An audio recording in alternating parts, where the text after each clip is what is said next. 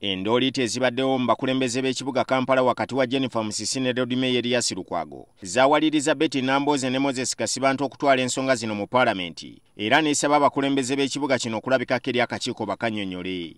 Oluvannyuma lw'akakiiko akakola ku nsonga za gavumenti ez'ebitundu okukunya abakulu bano kyawaliriza nankulu w'ekibuga Jennifer Musisi okutuukirira Sipiika wa Paalamenti Rebecca Kadaga ng'amusaba alagira akakiiko akakola ku nsonga zino kaziveeko zitwalibwe mu kakiiko akakola ku nsonga z'ofiisi ya Pulezidenti. She has a feeling that the committee is not handling the petition fairly because first of all it is going into other areas outside the petition. Wabula Kadaga alagidde akakiiko kano okuyimirira ku magulu gaako kakola omulimu ogwakakwasibwa awatali kubibwa ku nsoloboto.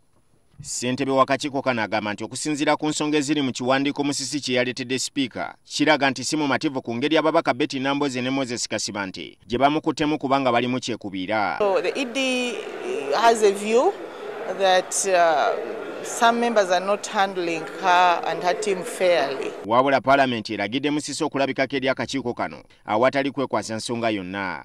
Atugamba mukyala Musisi nti alabike nga bw'ayitiddwa.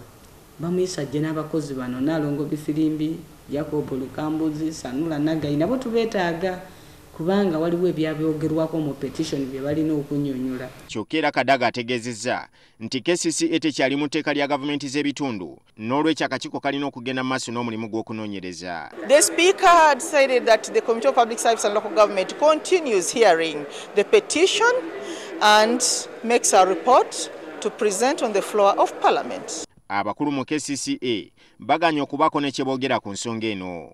Ensonga ya Musisi okwewaggula ku biragiro by'olukiiko olukulemberwa Lukwago ne bakansala ze zimu ku nsonga ezaaviirako obutakkanya wakati wa Lukwago ne Jennifer Musisi. Dini Lubowa Sava, NTV Akawungezi.